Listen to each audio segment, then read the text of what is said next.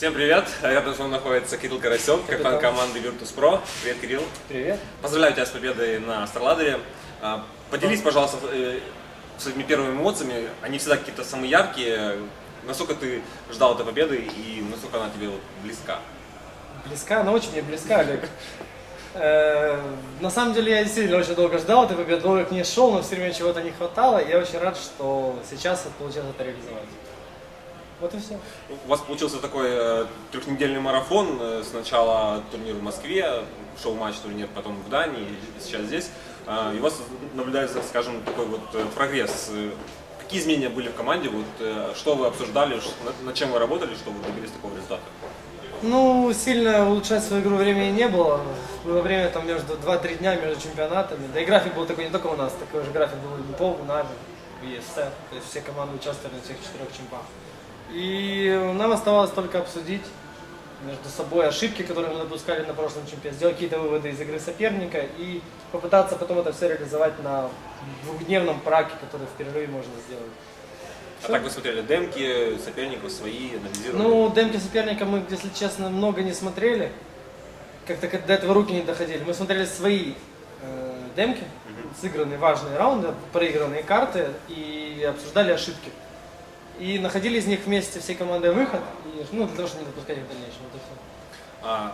Один из игроков Нипов говорил, что они очень социальная команда, очень много проводят времени вместе. Как вы отдыхаете? Я видел у вас там фотографии в маршрутке, то есть у вас так и отдыхаем, катаемся по Киеву на маршрутке. Если серьезно, то есть как-то есть какие-то общие время. Да, если честно, нет времяпровождения проводить вместе, поэтому у нас, если мы собираемся на буткемп, мы буткемпимся, мы играем, максимальное времени проводим за игрой и живем мы в разных даже не городах, а странах, поэтому назвать социальной командой очень сложно. То есть мы много общаемся, мы хорошо друг к другу относимся, нет каких-то, то есть даже если возгорают как в любом коллективе какие-то конфликты, да, не сразу тухнут, нет такого, что кто-то упирается рогом или что-то такое. Но время на буткемпах мы проводим играя. Мы не тратим много времени, у нас нет просто физически времени. То есть только для вас это работа, вот, по большому счету сейчас? Да нет, нам нравится играть, нам нравится проводить время в игре, обсуждать нюансы, улучшать нашу игру. У нас у всех очень люди голодные до побед были и сейчас остаются. И я надеюсь, на этом мы не ограничимся, а утолим голод, скажем так, максимально. Если говорить об игре с Нави, все-таки счета такие 16-13, 16-14, что ты скажешь об этой игре? Могли ли они у вас выиграть? Потому что несколько раундов было, когда они отдали раунд 1 в 4, 1 в 3. Считаешь ли ты, что это ваша победа или все-таки проигрыш Нави? Сложно сказать. Я считал, я сразу говорил, что Нави очень неудобным соперником для нас будет. Во-первых, потому что мы еще там с Копенгагена не успели приехать, опомниться вовремя, они уже искали праки, тренировались в Киеве всей командой на буткемпе.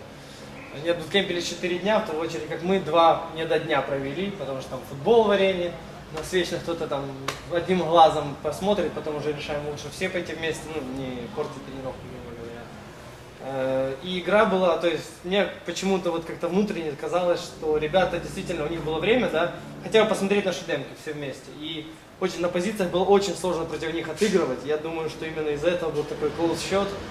И что мы выиграли благодаря только тем индивидуальным действиям, которые нам удавались. Мы взяли раунд 2 в 4, 2 в 5, 1 в 3. Я точно не помню, я четко сейчас эти раунды. Я помню, что они все были очень важны и очень сложны одновременно. То есть, благо против Непова нас брало то же самое, поэтому случайностью я не могу это назвать. После победы над Непами в полуфинале вы уже понимали, что вас не остановить, или все-таки побаивались их в финале? Не было таких мыслей. Ни про остановить, ни про финал. Мы просто играли в свою игру, я ребятам все время говорю, ребят, самое главное спокойствие и размеренность. Больше ничего не нужно. Не нужно поддаваться каким-то эмоциям, слишком много левого думать о том, что мы там выиграли нип, не выиграли нип, неважно. Просто отыгрываешь карту на максимум и делаешь то, что у тебя лучше получается. Это очень важно именно в таких эмоциональных играх, которые у нас и были. И получилось так, что у нас все вышло, а у них нет. Я заметил еще в Копенгагене, что у вас раунды предлагает команда тоже. То есть ты руководишь, но тот же Кучер, они предлагают какие-то свои раунды. Так ли это? Или ты Да, команда часто мне мешает.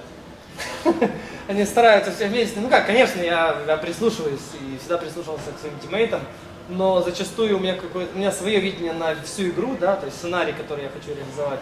И частенько это сбивает меня с толку, но и частенько при этом я могу сам спросить ребят, типа там по позициям, им виднее, как, что получится, что нет, и прислушиваюсь к ним всегда.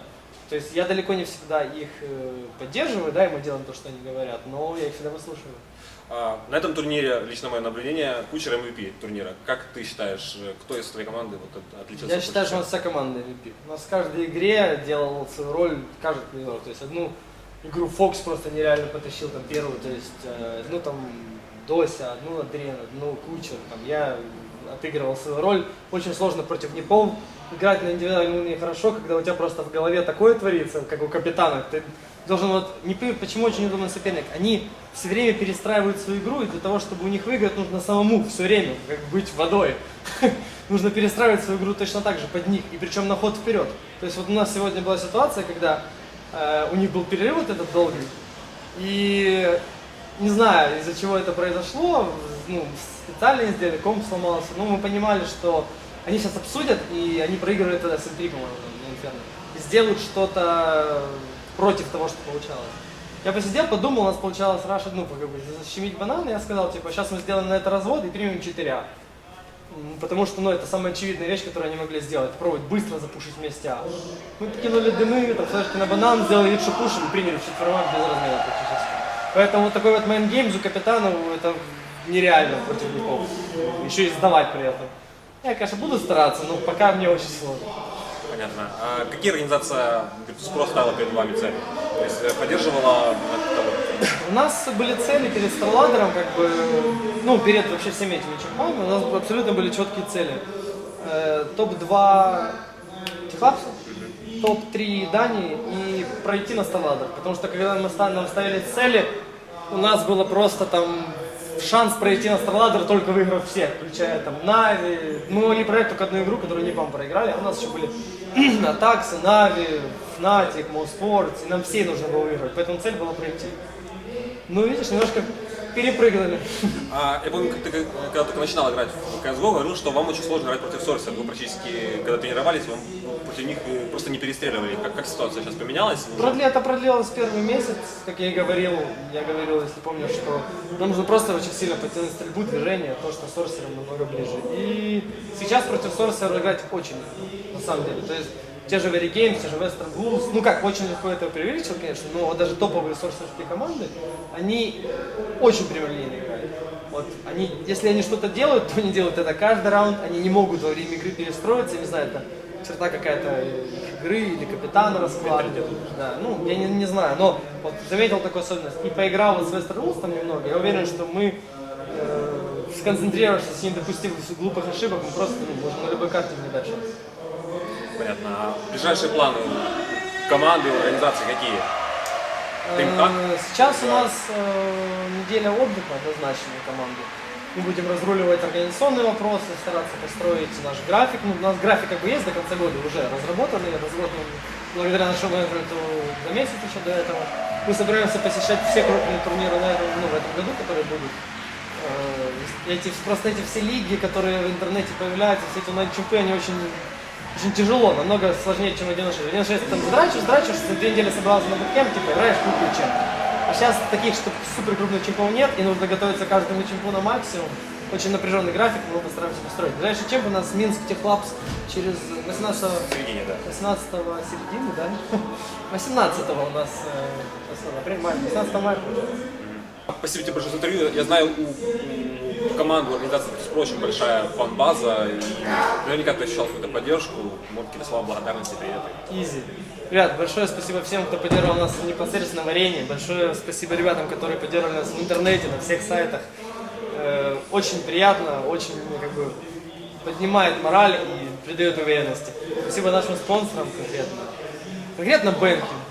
Очень большое спасибо спонсору.